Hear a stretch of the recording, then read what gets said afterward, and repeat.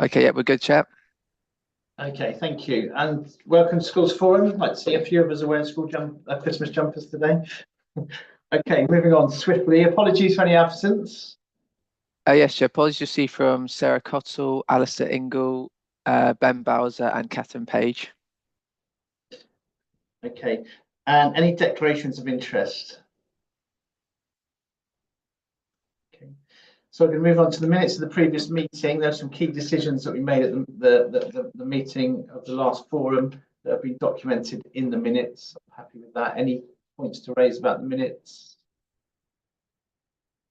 No. I'm hoping this is going to be a short meeting then. So we've got DSG, provisional funding allocations for 25-26. And who's going to be taking that for us? Tracy? I am, Chair. Yeah, thank you. Thank you, Chair. Please see report item 4. This was the additional document sent out in the week. The report covers the 25-26 block funding notifications, the central budgets and elements to be approved by the forum. At the end of the report, I'll give a verbal update on the consultation outcome. Please see table 3. This table compares the current budget to the provisional allocations we've recently received. For high needs, we've got a 5.5% increase. So this is to cover all volume changes, place number increases, and any inflation. The central block is 2.1%. This is to cover items like the admissions team, school licenses, and other charges. So the schools block that's listed here, this is the funding to be allocated via the formula to individual schools. So this is increased by 2.5% overall, but we need to note that this is currently based on the October 23 numbers and will be updated to October 24 once the census is finalised. In addition to these allocations, we will soon receive the Schools Growth Fund and the indicative early years grant. We're hoping that those be received next week. So this is the information we have at present. If you now look at table 4, this shows the funding per pupil that we receive.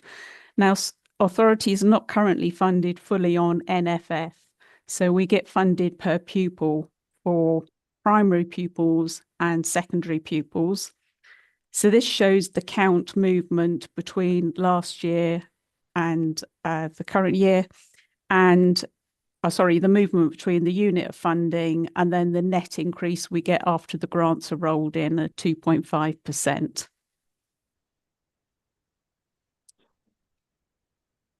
The next item I'd like to cover is in table 5. So this is the central block. So if we look at section A, these are the items that require approval by the forum. So we've got the admissions team increase between the 24-25 budget to 25-26. So this is to cover pay award and other inflationary factors. Then we have the servicing of the schools forum and then the places in independent special schools, which we're required to have a budget for. So what I would like to know is if the forum approve these budgets for 25-26. But that decision, is that the last part then? Or you want Sorry? do you need that decision right now? If we could, please. Yeah. Okay. First of all, are there any questions about any of the tables that we've been presented with? Can I just ask a question about the October 24 census? We have information to suggest if that might go up or down at the moment. It looks like overall it is down. Okay. So that will mean a reduction in the block funding and a change to those schools' allocations. Yeah. So we're waiting for those final allocations to come through. Okay. And just talk us through on table 4. You said, can you just talk us through, because obviously to be confirmed parts, but the net schools funding column was the one to look at. And am I right? That's 115 million. Going to 124 million, is that right? Yes, because they're adding in the grants that have been rolled in. So we get 3 pay grants in year.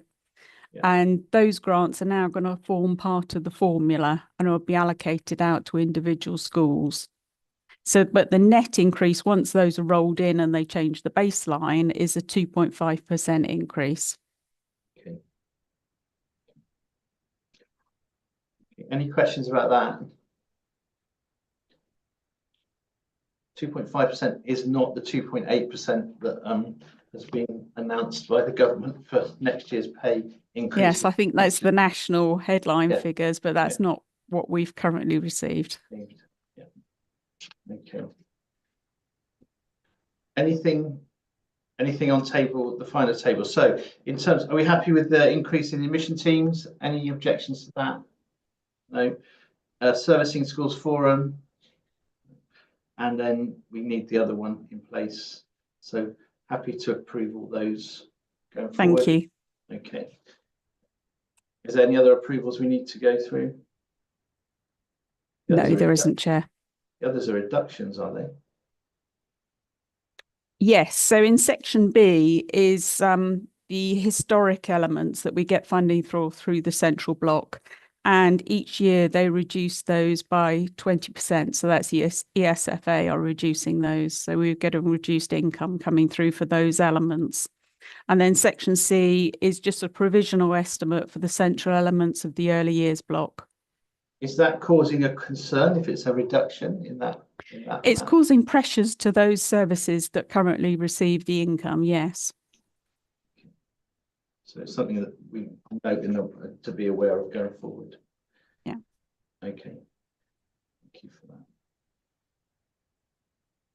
that. No question. No, everyone's happy. Right, let's move on to the consultation. Okay. So the consultation closed yesterday.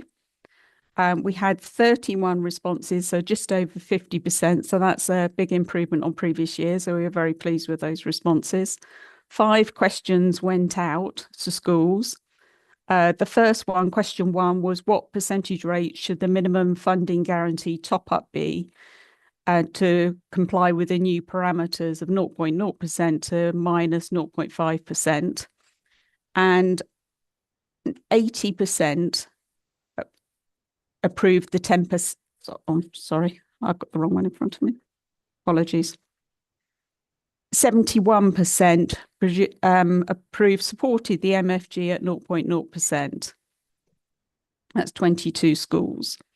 Question 2, do you support the capping and scaling of the school budgets to fund the minimum funding guarantee as in previous years? Of those who responded, 19 said yes. So that's 61%. Question 3, depending on affordability, does RBWM proposes to increase the sparsity unit rate towards the NFF rate? What percentage level of increase do you support? 80% supported the 10% uplift. Yeah, thank you. On question 4, do you support the proposal that any positive or negative headroom resulting from census data update should be adjusted via the lump sum basic entitlement of mobility? Of the options put forward, 55% supported option 1, which was to be spread over the lump sum basic entitlement and mobility. Question 5, do you support the inflationary increase to the dedelegated rates for school improvement and contingency? So this was quite split, but we had a 42% saying yes, 26% saying no, and the remainder saying not applicable because they were academy schools' responses. So that was supporting the inflation. So could we work out the percentage of people that would So 13 schools said yes. Yeah.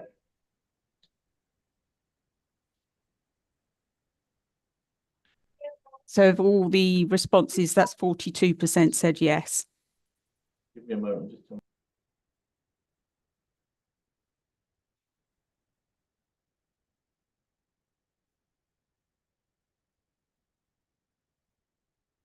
Sorry about that. So did you say 13 said yes? So of all the RBWM maintained schools said yes? Yes. So out of all of those that were the maintain that were voting, 62% said yes. Thank you. So what happens now with that information? That's all going forward. Yes, so we'll use those results to inform our changes to the APT when it's received and when we've got the census data, and then inform the schools forum of the impact on the APT when we come back in the January meeting. Yeah. Yeah. Okay. Thank you for that. Anyone wants to add on that one? Okay. So, date of the future, this could be a record. The date of the future meeting is the 16th of January 2024. Are there any other points anyone wants to raise at this point? We got through that in 12 minutes, so thank you everyone. Enjoy your Christmas break and look forward to seeing you in the new year. Thank you. Thank you. Thank you.